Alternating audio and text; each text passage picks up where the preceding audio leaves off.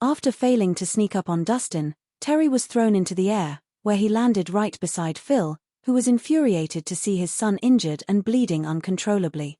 "You piece of shit. How dare you hurt my son? Are you blind or something?" "He snuck up on me, so I merely defended myself," Dustin answered. "Nonsense," Phil yelled. "The winner hadn't been determined yet. You were the one who left your back open to your opponent, so it was fair and just." Although his son had been in the wrong, there was no way he could admit that now. "Fine. Since the winner hadn't been determined yet, there shouldn't be a problem since I attack him normally," Dustin retorted. "Of course, there is. You deliberately injured my son," Phil seethed. "This is how the martial world works. You're putting your life at stake when you accept a challenge.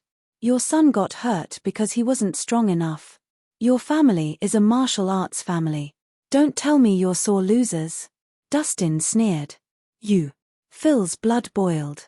"You sneaky bastard." Maggie stood up.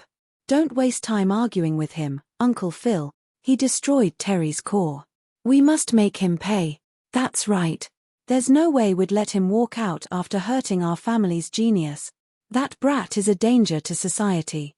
We need to get rid of him," the Doyle family yelled, their eyes showing their animosity toward Dustin. Terry had been their hope, and he even had a chance at becoming a grandmaster martial artist. To learn that his core had been destroyed and he had lost all his powers was a huge blow to the family. "It's fine that he snuck up on me and tried to kill me, but I'm not supposed to defend myself. You guys are shameless," Dustin jeered. "How dare you?" The Doyle family was flustered and humiliated. "Take that bastard down now," Phil bellowed. "Anyone who approaches me will die." Dustin glanced around the room coolly. The Doyle family fighters shuddered when they met his gaze. How were they supposed to win against someone who defeated Terry Doyle? "Why are you guys panicking? There are so many of us, and only one of him. We'll defeat him, no matter how long it takes. Take him down," Phil ordered once more. "Wait."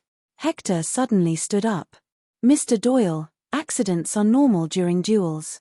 Don't you think that you're overreacting?" "Precisely. A loss is a loss. How could you demand revenge? In public too. That's awful." Ruth was displeased. "Aren't you worried about what people will think when they find out that such a well-established family was manipulating the truth and bullying others?" Natasha humphed. "Mr. Harmon, this is my family's affair. It has nothing to do with you." Phil frowned. "Well, to tell you the truth, Dustin is an honored guest in our family. So our family wouldn't let such unjust treatment slide," Hector responded calmly. "This is going to turn into a blood feud." "Are you sure you want to get caught up in this mess?" Phil demanded. "Mr. Doyle, everyone here saw what happened. If you insist on doing things your way, I'm afraid you'll incur their wrath." Hector tried to knock some sense into Phil. Everyone here was either a celebrity or a well-known martial artist. If the Doyle family were to retaliate unjustly in front of everyone, their reputation would be ruined. "All right, that's enough." Paul, who had been silent the entire time, finally spoke up. "Mr. Doyle, there are rules that should be kept. Since your son was the one who accepted the challenge, he should accept whatever consequences there are." "But, my son Phil wanted to protest but stopped when he met Paul's icy glare. Do you plan to be condemned by everyone?" "No, sir." Phil gritted his teeth and lowered his head. In terms of status and power, the Doyle family was no match for Paul.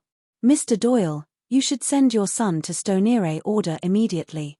He might still have hope if Dr. Watkins takes a look at him," Paul reminded. "Hurry.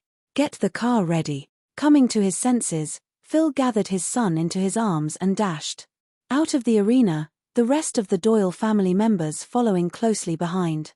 Receiving treatment was the most important thing right now. "Hi, mind if I have a word with you?" Paul turned his attention to Dustin. "It would be my honor." Dustin nodded and followed Paul out the door. Once the two men were gone, gossip rose once more. "What an outstanding battle. I know, right? To think that the person ranked 13th on the Heavenly Immortals lost to a nobody. I wouldn't have believed it if I hadn't seen it with my own eyes. I'm sure that the leader of the Flame Dragon Gang is going to become famous after this.